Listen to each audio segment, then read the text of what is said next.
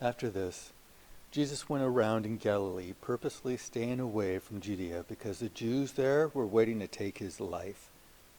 But when the Jewish feast of Tabernacles was near, Jesus' brothers said to him, "You ought to leave here and go to Judea, so that your disciples may see the miracles you do.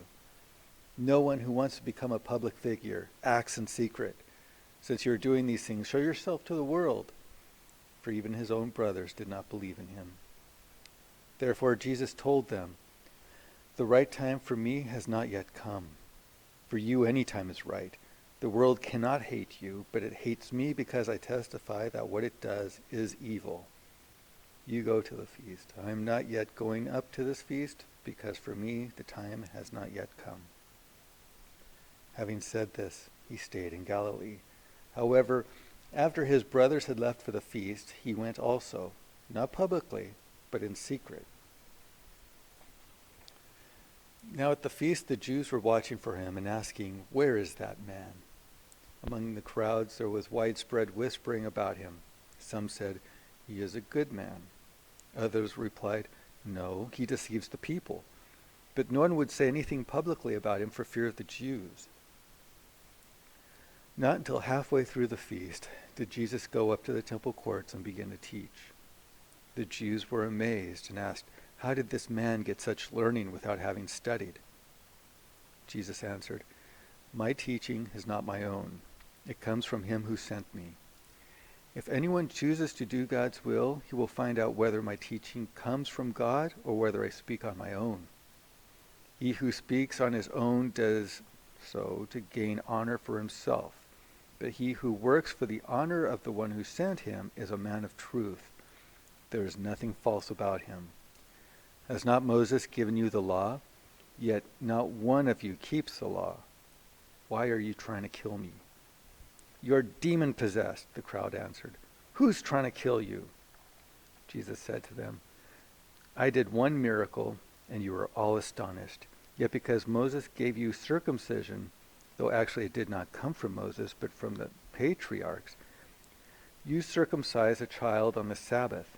Now if a child can be circumcised on the Sabbath so that the law of Moses may not be broken, why are you angry with me for healing the whole man on the Sabbath? Stop judging by mere appearances and make a right judgment." At that point, some of the people of Jerusalem began to ask, "Isn't this the man they are trying to kill? Here he is, speaking publicly, and they're not saying a word to him? Have the authorities really concluded that he is the Christ? But we know where this man is from. When the Christ comes, no one will know where he is from." Then Jesus, still teaching in the temple courts, cried out, "Yes, you know me, and you know where I am from. I am not here on my own, but he who sent me is true. You do not know him, but I know him because I am from him, and he sent me." At this they tried to seize him, but no one laid a hand on him, because his time had not yet come. Still many in the crowd put their faith in him. They said, "When the Christ comes, will he do more miraculous signs than this?" The Pharisees heard the crowd whispering such things about him. Then the chief priests and the Pharisees sent temple guards to arrest him.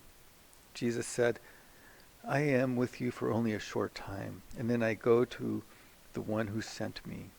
You will look for me, but you will not find me, and where I am, you cannot come." The Jews said to one another, "Where does this man intend to go that we can find him? Will he go where our people live scattered among the Greeks and teach the Greeks?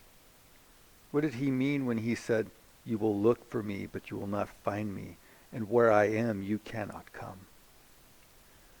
On the last and greatest day of the feast, Jesus stood, said in a loud voice, "If anyone is thirsty, let him come to me and drink. Whoever believes in me, as the scripture has said, streams of living water will flow from within him." By this he meant the Spirit whom those who believed in him were later to receive. Up to that time the Spirit had not been given, since Jesus had not yet been glorified. On hearing his words, some of the people said, "Surely this man is the prophet." Others said, "He is the Christ." Still others asked, How can the Christ come from Galilee? Does not the scripture say that Christ will come from David's family and from Bethlehem, the town where David lived? Thus the people were divided because of Jesus. Some wanted to seize him, but no one laid a hand on him. Finally, the temple guards went back to the chief priests and Pharisees, who asked them, "Why didn't you bring him in?" "No one ever spoke the way this man does," the guards declared. "You mean he has deceived you also?" the Pharisees retorted.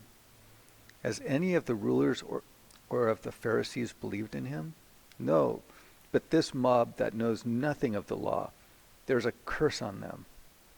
Nicodemus, who had gone to Jesus earlier and who was one of their own number, asked, "Does our law condemn anyone without first hearing him to find out what he is doing?"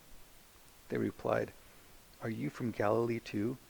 Look into it, and you will find that a prophet does not come out of Galilee."